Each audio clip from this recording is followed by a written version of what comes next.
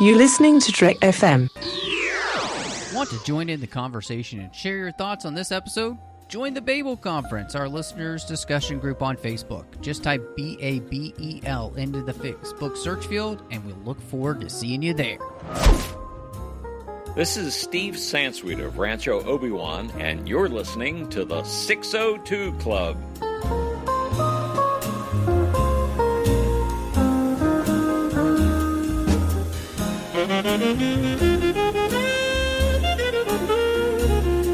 Hello and welcome to TFM's local watering hole, and I am just one of the hosts here, Matthew Rushing, and so excited that she is here with me, the one and only Christy Morris. Hiya! Whoa. We do not do that in this dojo. I wasn't ready. Strike first, strike hard, no mercy. That is not the rules in Miyagi-Do Dojo. So, I mean, you go to your Cobra Kai, whatever. So we're back, obviously, talking about Karate Kid this week as we're going to hit part 3.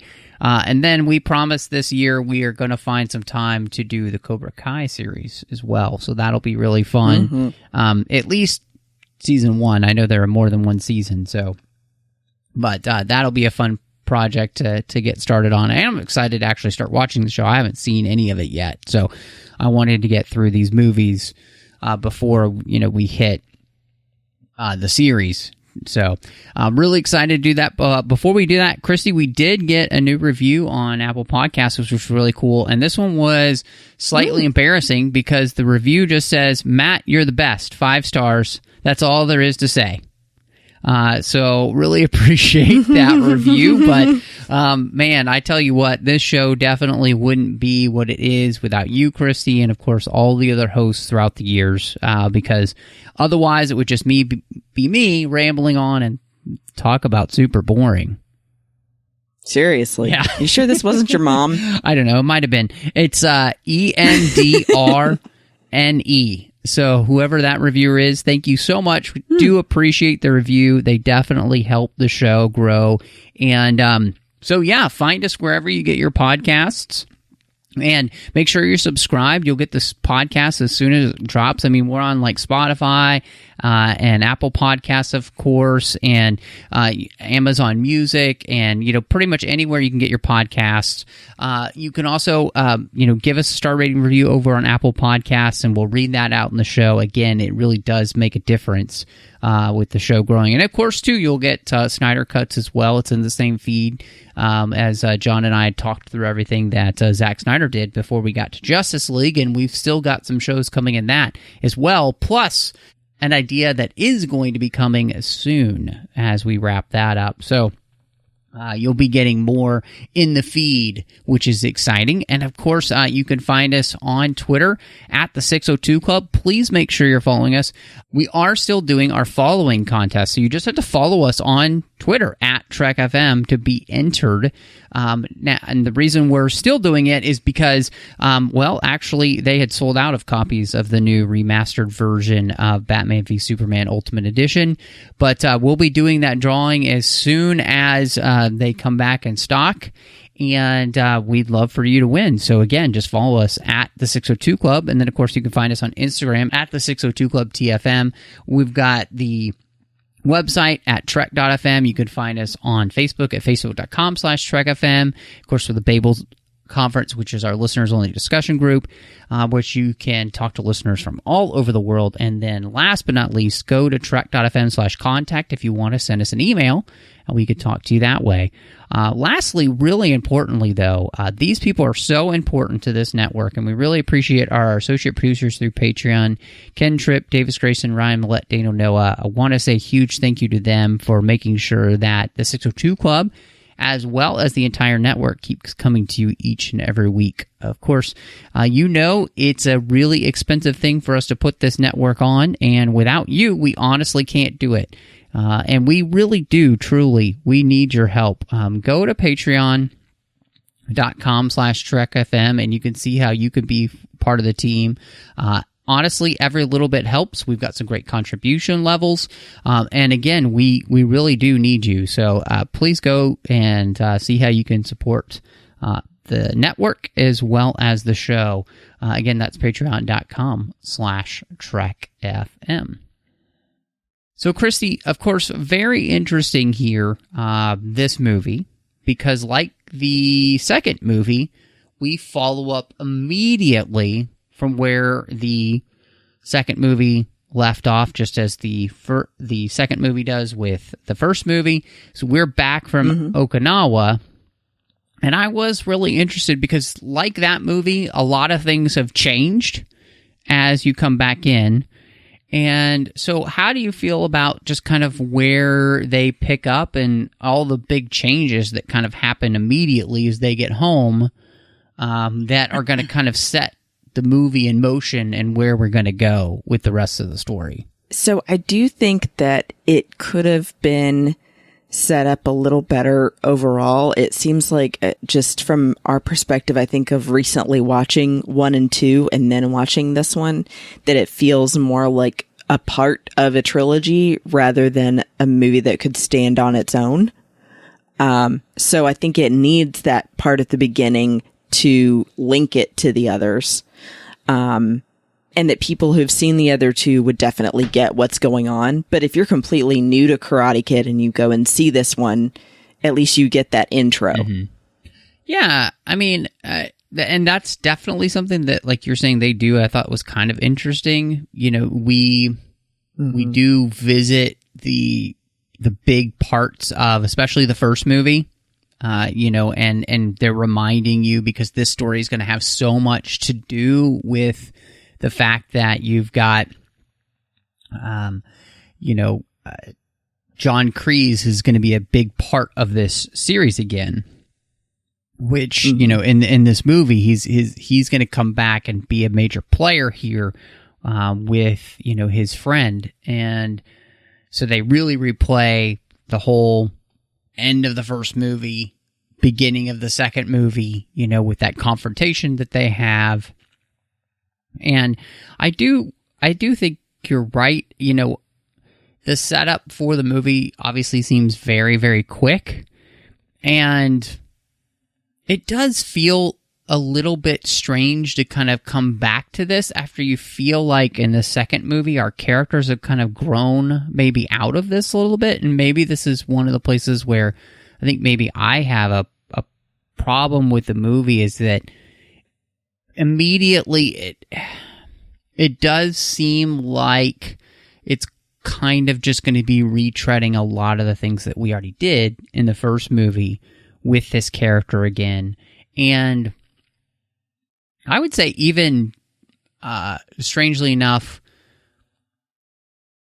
the second movie really felt like Daniel kind of had progressed from the first movie and then into the second movie. This movie feels like a real regression for the character. And I think maybe that's one of my biggest problems, even just right from the beginning here. He just feels like a character who hasn't been through all the experiences he went through in the second movie.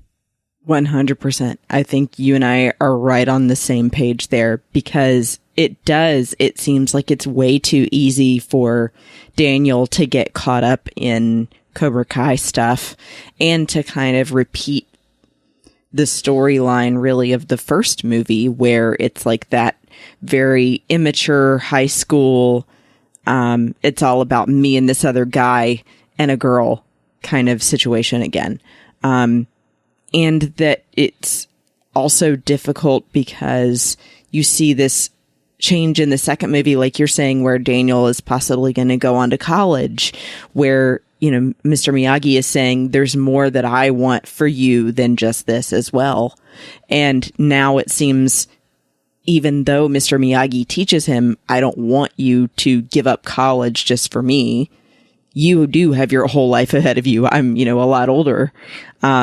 Daniel does it anyway. And it seems like that's a lot of the things that are wrong with Daniel's character in this movie, is it's constantly him doing what he thinks is best, even though he's seen a million times over that Mr. Miyagi knows better. Yeah, absolutely. No, I 100% agree with you. I think you just nailed all of the kind of character issues, and it's just very strange to see that play out. And, you know, it's an interesting thing too, because, you know, like the second movie, and a lot of things have changed. You know, they get back, Mr. Miyagi's lost his job because the apartment complex has been sold. And so, you know, the big story point is that Daniel takes his money for college and he buys a place for Miyagi to open this bonsai tree shop. And that's an interesting idea, especially in the sense that, you know, Daniel doesn't really know what he wants to study in college. You know, he doesn't know what he wants to do yet. And so he feels like this is a better, you know, use of his time right now than just taking classes for no good reason without any, you know, thought process and sight of what it is that he wants to do, which honestly is not terrible. I feel like it's just kind of glossed over, though, as like any kind of theme in that. And partly because I think in some ways, like you said, it seems to kind of go along with this whole idea of him just, you know, being so impulsive still, and it just doesn't really seem to fit necessarily with the character who had become, at least by that second movie, by the end of it, seemed like a lot more thoughtful and a lot less impulsive, and somebody who had really started to take to heart a lot of Mr. Miyagi's lessons. And in this, it's like that second movie almost didn't even happen. And in fact, this movie feels more like a sequel to the first movie than it does to the first two movies combined. Yeah, I agree with you. It feels like this should be 2 and 2 should be 3. Yeah, absolutely. Absolutely. And so I would also say as well, it is a little unfortunate, I think, is that he doesn't really look like he's ready to be in this role at this point, just physically. He hasn't worked out for this role. You can tell in this movie. And it is, it makes it seem a little bit strange because, you know, obviously in the second movie, he's, you know, still looks like a karate student and everything. In this movie, he does not. You know, he does not look like somebody who's been working out every day with karate that just got back from the same adventure we saw in the second movie. He really doesn't. And I think that's a little bit strange as well. It just is kind of off-putting for the whole film. Yeah, and you know, I'll add to that too, because this is a thing we've seen, especially lately, that it's part of your job when you're, you know, signed up to do a role like this, that you are expected to prepare ahead of time to be in the right kind of shape you need to be, whether it is smaller or bigger or whatever. You know, I mean, take Dallas Buyers Club, for example. Matthew McConaughey had to prepare for that. And I mean, that was basically starving himself. He didn't have to, per se, but, you know, they told him what they were looking for and he knew what he was looking for. So I definitely think that you do notice that he, you know, Ralph Macchio didn't prepare for the role the way that he did the previous 2 movies. Yeah, absolutely. Well, and so this is really an interesting thing. So the villain in the story is familiar, and yet really we spend most of the time with his friend. So John Kreese has lost everything after that unfortunate incident, especially at the end of the tournament. You know, he's lost all his students because they're gone. You know, nobody trusts him anymore to teach karate to their kid, apparently, which is good. You know, all of his students have left. And so what is really interesting then is that he goes to his friend, Terry Silver, who is somebody who knew in Vietnam. He had saved his life a few times in Vietnam. He's wealthy. He's a terrible guy. He's a part of the toxic waste disposal business, and he's apparently not doing it right in any way, shape, or form. And constantly just working on making an easy buck wherever he is. And they vow to get revenge on Daniel and Mr. Miyagi. And what followed was what I like to call the Ponytailed Palpatine plan, because he literally does the same things that we see, Palpatine do, which is basically build into Daniel that you're not getting what you need from Mr. Miyagi, and they're trying to tear them apart while at the same time tear down their lives without especially Daniel knowing it. And like you said earlier, Daniel just gets all caught up in this. And part of that is because of his impulsiveness and everything. So, I mean, how did you feel about this as well? Like introducing this whole new character and then making him kind of the main villain for the story. And, how he kind of works with, especially, Daniel and trying to tear his life apart. I think that part was a little weak for me. And I think part of it is because, of course, if you've heard or read anything about the making of this movie, Martin Kove was busy doing other work. And so a big part of why Christy doesn't appear a lot in this movie is because he had too many conflicts. But it does feel too sinister overall and not a movie like the other two that had so much hope and positivity about like the underdog coming out on top.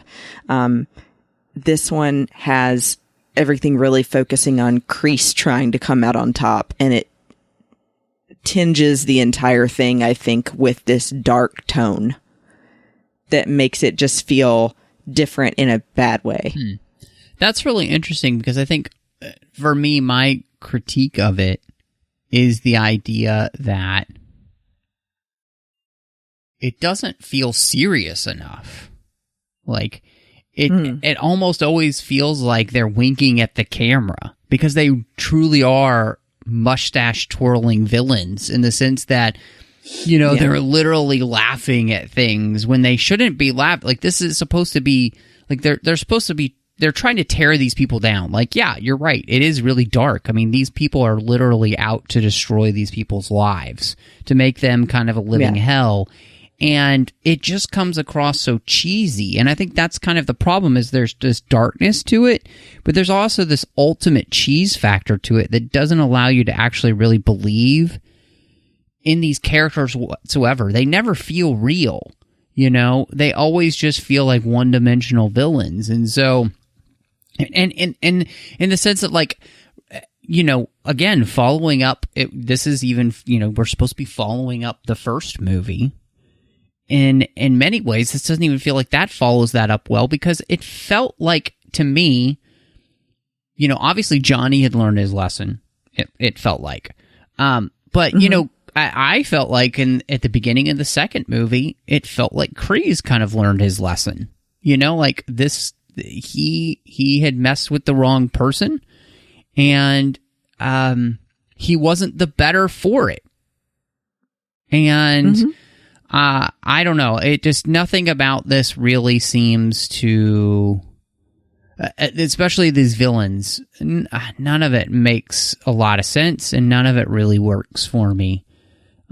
It just feels like it can't figure out what tone it wants to have. Like, either be all evil and take it really seriously, or be just super cheeseball, but you can't have both ways. It just doesn't work here.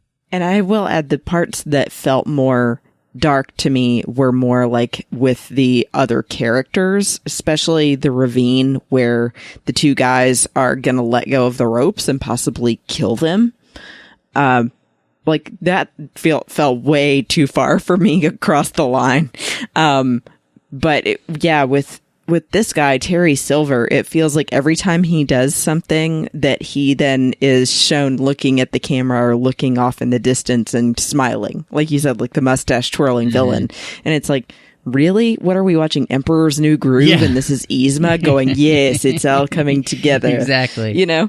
No, it is goofy. That's so true. Well, and like you said, there is that section like with the the kids trying to get him to sign the paper, and I'm watching. I was watching it with my wife, and she's like, "This doesn't make any sense. Like him signing the paper doesn't mean anything." he doesn't have to compete, doesn't have to show up. Just sign the paper and don't show up to the, the tournament, right? Right. It's not a legal contract. No, exactly. Like, it doesn't, the motivation there is so lame. Like, and the fact that, Daniel can't see that whatsoever, which is just sign the paper and then don't show up to the tournament. Like, you're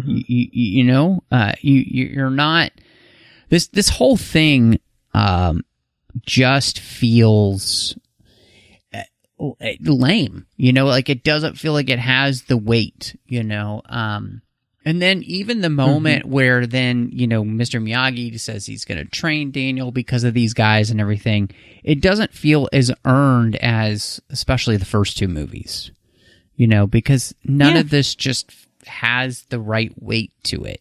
I agree. And I think too, you don't really get enough even of, the villain and Daniel having a confrontation, really. It's just, the villain and Daniel are thrown together.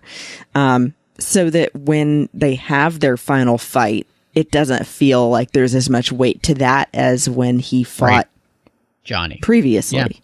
Yeah, Johnny. Or even in the second movie, Yeah. I kind of wanted Johnny back. Yeah. I mean, all in all, I think this is the main thing, and this is one of the things that I kind of realize about the movie as I'm watching it here, and we're talking about the villains, is, we really are, this is just a lesser version of what we've had before, and that's the problem of having the first two movies, I think, done, I would say, really well, is that this one, we're not finding a good way to follow up. I guess, I think when the last time that you were on, Christy, we talked about, and my recommendation was Rocky 3. And Rocky 3 had done a great job of following up the first two movies in a way that really made sense. This one's just not doing that so far. Now, on the other side, I did think that there were some really interesting themes in the movie, and one of them that's really prominent in the film was the idea of where you are rooted. And the movie is very much about what you're rooted in, what values are you going to be rooted in. Are you going to take the quick and the easy path? Are you going to take the one of patience? And really much of this movie is about the difference between the life of the one of impulse and the one of patience. And I really I liked that a lot. I thought it was really good. And I do wish, again, the movie had taken itself just slightly more seriously with the villains, so that you really could have had this juxtaposition shine, because the struggle that Daniel ends up in, I think, is a good one, in the sense of acting so impulsively as he does, and having to learn that impulsiveness of his, just to find the quick solution and the easy answer, is something that, Mr. Miyagi has tried to kind of help him overcome throughout these films. And by making the villain so cheesy, you kind of ruin the juxtaposition, right? Because you never take seriously that Daniel's not going to find his way back, because the guy he's learning from is not serious enough to take seriously as like a thematic, values-based person that Daniel can actually really take seriously then in the end as a character, to have a real dilemma of which way of life to follow, right? And that's disappointing, because it really is such a good theme, because it's so true. Right. Well, and they play into it so well by adding in the element that's so natural with the bonsai trees, and Mr. Miyagi having planted just that one that is a real one, and noting the difference even in, the metaphor of the different trees, that Mr. Miyagi's saying, yes, we can still use these in our shop, but it's never going to be the same as this one that's true. It's a true bonsai tree. And I think that is exactly what you're saying, that it has to be what's really the truth, and the path of patience and examining the situation at the opposite of impulse. And that's even what causes Daniel to get in more of a mess, is being impulsive about going to get the bonsai tree. Right. And then almost destroying it. So, I do think that was a really great theme to have as a center. But yes, I agree that it should have been some other elements to make it feel that there's even enough character motivation outside of that. Mm-hmm. It also doesn't feel like there's enough reason for Terry Silver to be involved, or for the guy he's fighting to be involved, other than money. Yeah, absolutely. I mean, because, if it, again, this is where, like, if it had been against John Kreese and I guess, even Johnny, maybe, like Johnny wanting revenge, right?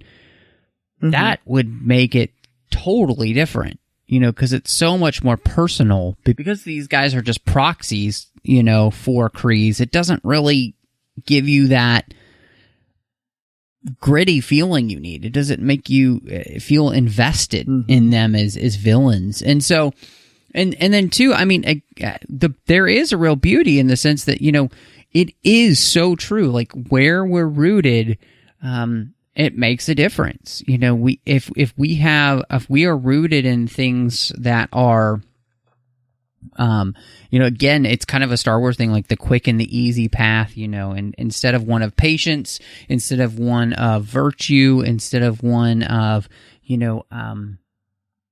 putting others before yourself, I mean, you have all of the right elements here with these characters. And again, I think the biggest problem is that the movie doesn't take itself seriously enough to allow the juxtaposition to really work between the two sides.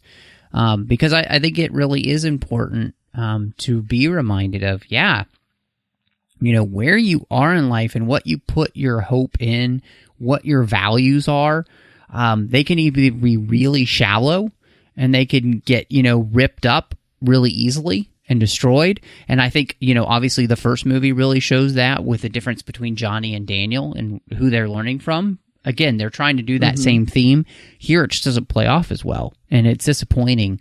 And it is kind of sad that we're kind of playing the same theme that we've already seen before as well, except they already did it and they did it well in the first movie. Right. And here, it's just, it seems like a pale imitation, And I will add the other piece of that did, I think, go well was not the piece of him being taught by Silver, but rather the lying and hiding from Mr. Miyagi. Yeah. Yeah, I agree. So that it goes along with that too of, what you're doing is wrong and wasn't what he taught you and what you're rooted in. That part I absolutely agree. Well, and Daniel also comes to this whole section, of like kind of facing his fear, and in the end we see him really being afraid that he's not strong enough for this fight. That what he's learned is not enough. And, I think in many ways this is Daniel learning that you can't do things alone, and the company you choose makes a big difference in the outcome of your life, and especially the choices you make. And regardless of whether you win or lose, it's more important it is more important in the end how you play the game. Which here, the game of life, the way that you treat people, the way that you live that life, the values you live by, which are you going to live by the values that it's just all about me? Or are you going to live by the value that, no, it's not just all about you, and all of those things making a difference. And so, I liked that, and like him coming to face his fear in the end, and also kind of bringing home that whole idea of like, Mr. Miyagi always says karate is for defense, and him using the thing that he was told wouldn't help him at all in this fight is actually what helps him win the fight, which is, again, slowing down, being patient, waiting for the right exact moment to strike, all of that comes into play. So that, that's not a bad theme in this movie. Again, it's just... I wish that they had spent more time kind of building both of these things in ways that really come across and really land then with the audience.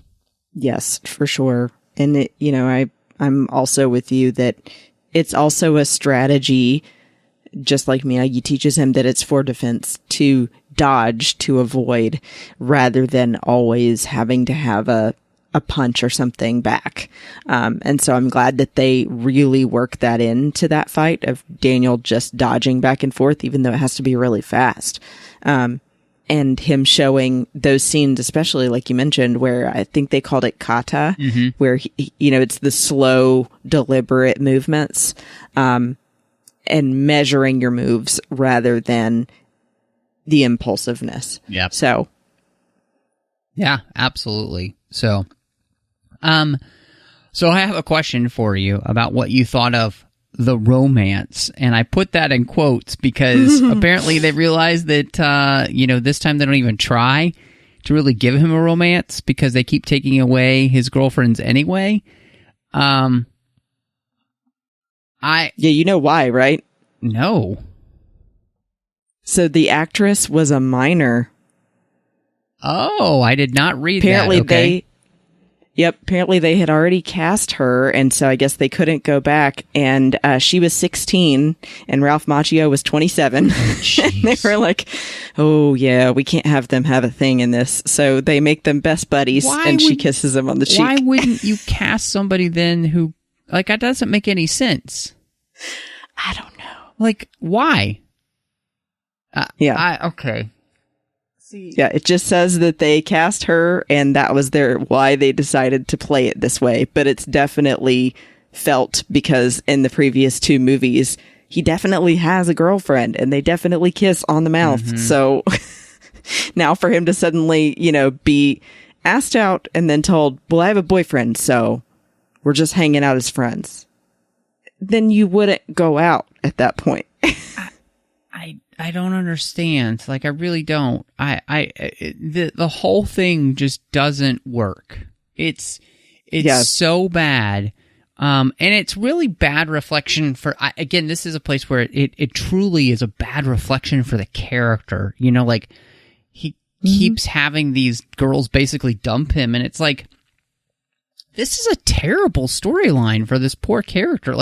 You are hurting the vitality of your character by not allowing him to have a relationship that ever works out. Look, I get that early life is full of relationships many times that don't work out, but at the same time, you're in your third movie. Don't you think that maybe you should, who knows if you'll ever do anything again, don't you think that it's time for you to maybe give this character some hope in that area, right? It's so disappointing. And it's so frustratingly stupid. And I even thought at this point, too, with the last fight, I was like, this is the third movie. I feel like Daniel keeps getting beat up on and dumped, and it's just constantly, letting you know that he's the underdog. And I feel like maybe you don't have to beat him over the head so much. I couldn't have said it better myself. That is 100% it. There's absolutely no reason for this character to have to keep experiencing these same things this way over and over again. And again, you're not doing your character any favors by having it be the third movie and he's legitimately doing the same thing he was doing in the first movie. But this time he doesn't even have a girlfriend. It's just some weird girl that, already has a boyfriend. But she's spending all her time with him until she leaves. Yes. Just because she needs friends. I also wanted to ask you, did you notice the couple of times that they had some really disturbingly sexist language? Was it just me because I'm a woman? Or no, I didn't necessarily catch that. I mean, I did obviously catch the guys treating her like dirt, obviously when they came in. And... But, like, kicking her in the stomach was too far to me. And then also later, when they're, threatening to throw them off the cliff, they threaten her first. And then also they say, what I'm going to do to her. Mm-hmm. Which came across rapey. Oh, yeah. I mean, definitely. And I was just like... Definitely got all of that. And I think that's you were kind of talking about earlier. Like, the movie is so goofy and kind of ridiculous that it needs you to have chosen a way that you're going to go with the storyline. And so you either need to be taking it seriously. You need to be taking it seriously, or it needs to be a more lighthearted film. And so those moments don't interact. Like, I don't necessarily have a problem in a movie with them being like that, because obviously it's shown in a bad light. They're terrible people and everything, but it just, there's this real inconsistency with the tone of the film. And so it just, it doesn't work. And I mean, hey, if it doesn't work for you too, just because, would the tone have, let me ask you a question then, because since, I'm not a woman, but would it have worked for you if the tone was more consistent then, one way or the other? Like, if it had been kind of like a mean-spirited on their side the whole time, would that have made it feel better, or did you still felt like that was still too far? I just felt like those two things were just too far, period. Okay. Because even in the second one, when they have the bully slap the girl, it felt a little too far to me. I think that I don't know, maybe it's just my bias of being taught that men shouldn't hit women, because women usually, on average, are not going to be able to hit back as hard. That's, discounting bodybuilder women, but, I wouldn't be able to hit back as hard as you would, for example. Right. So it just feels like an unfair, mean-spirited thing to do, especially just for the guy to kick her in the stomach. Mm-hmm. Yeah, I agree. I guess this is my biggest issue. But I do think the tone also could have been more consistent. Yeah. No, I can totally understand what you're saying. And, I think it does kind of feel like this just isn't that type of movie, right? Right. So it's supposed to be, I usually thought of the first movie as a family-friendly movie. This one, I would not call that. Yeah. I think I agree with you in the sense that, it just doesn't know what it wants to be at all. Mm-hmm. And you're right in that sense. So, one of the things that has made, I think, these movies really good is, we have always really liked the music, the pop music they're using. Of course, Conti's music here is great, but I'm wondering for you, what did you think about the pop songs that they use in this movie? Because I know the previous films, you really enjoyed that. I think that the orchestral choices for like the score were nice, because it was very reminiscent of his previous work, but the pop was really bad here. Like, it was stuff I didn't even recognize. It sounded really cheesy. I mean, I don't want to offend people, but I'm not a huge fan of like Air Supply, and that's kind of what it reminded me of. Yeah, I 100% agree with you. It just did not work for me in any way, shape, or form. It did not. Yeah.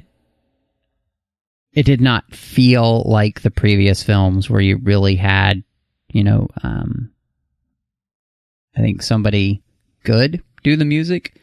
So it did kind of feel like the lame versions of what we'd already heard before, but this is not music they've ever heard before. So, it was not good. It's like off-label music. Yes. You know what I mean? Like, if you go and you get the chocolate chip nips from Walmart versus Chips Ahoy. Yep. You know? Yep, you're right. 100%. It's the B movie of music. Well, so I guess we just kind of come down to, what you're going to rate then the Karate Kid 3. So I will say in general, I've grown up with Karate Kid, and it's always been a thing that my dad and I share and joke about, and he likes feeling like he's Mr. Miyagi in real life, even though he's not. But this one, it just really was a letdown compared to the other two, and especially just the overall encouragement and positivity I feel like you usually end up with at the end. And I think that, the final fight ending wasn't bad, but overall it just kind of leaves you wanting more. So I need to give this a 2 out of 5 bonsai trees, because there's a little bit there that's okay. But there's a lot that I just wish could have been done differently. So I wish that there hadn't been quite so much violence against women. Wish that the tone had been more consistent, and that we had a villain with more motivation. Mm-hmm. Yeah,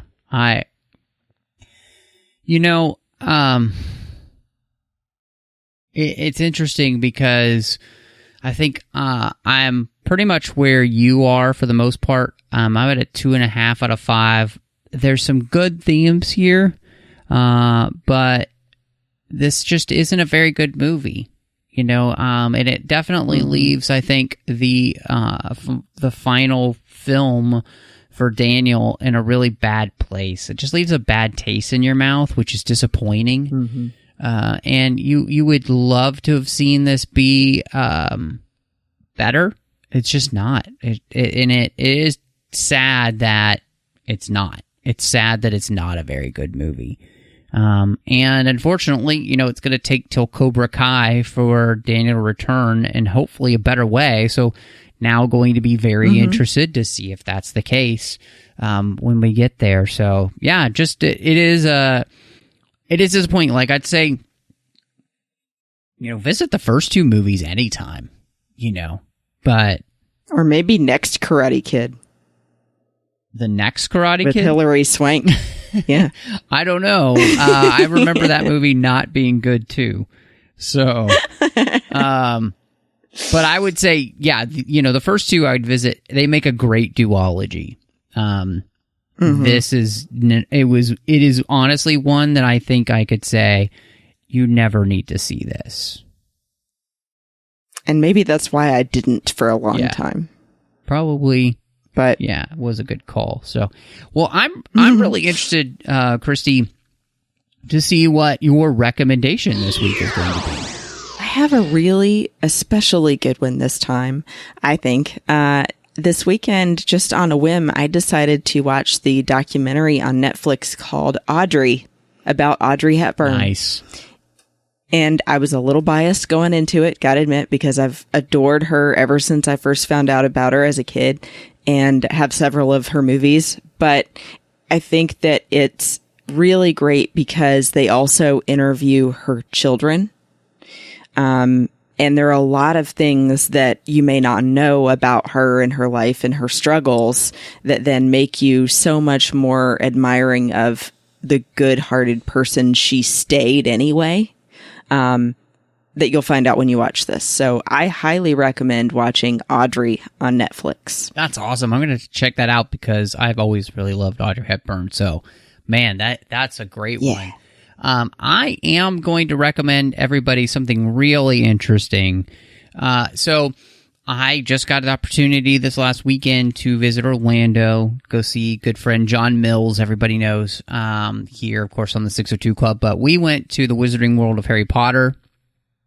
And I'm going to highly recommend, if you're a Harry Potter fan, even if you're not, it's still an incredible experience. Had such a great time at Universal.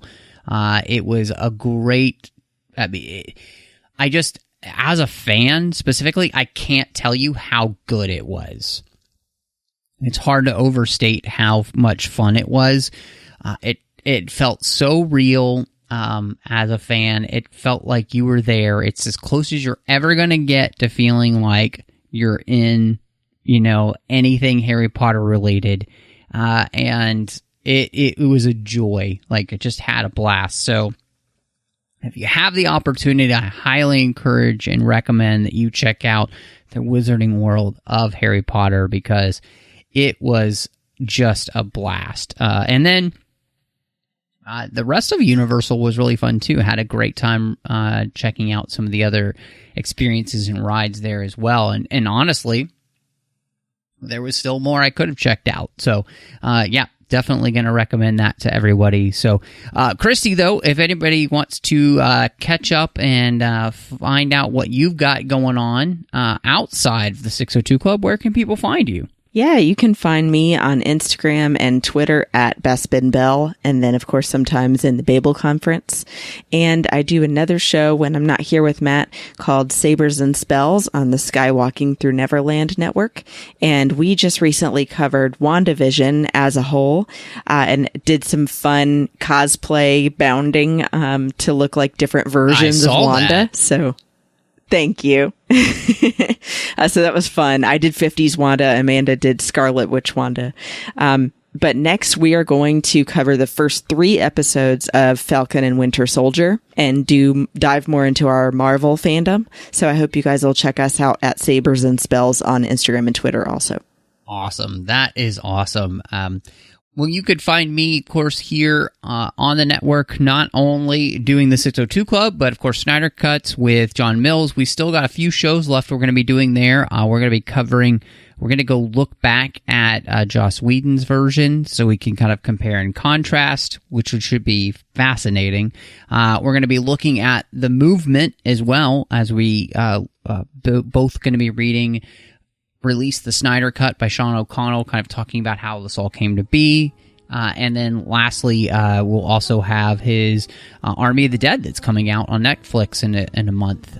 So that'll be fun as we look towards that. And then, as I mentioned, we'll have an announcement for you as to what's coming up next. So look for that. You could also find me doing Literatreks in the Orb as we're talking about the books and comics of Star Trek over there on Literary Treks. And then, of course, The Orb. Chris Jones and I are talking about Star Trek Deep Space Nine. Over on the Nerd Party Network, you could find me wrapping up Owl Post with Drea Kaufman as we talk about Harry Potter each and every week. We legitimately only have 4 episodes left of that show as we're just about to finish out the series. So excited. And then, of course, doing Aggressive Negotiations with John Mills as we talk about Star Wars each and every week.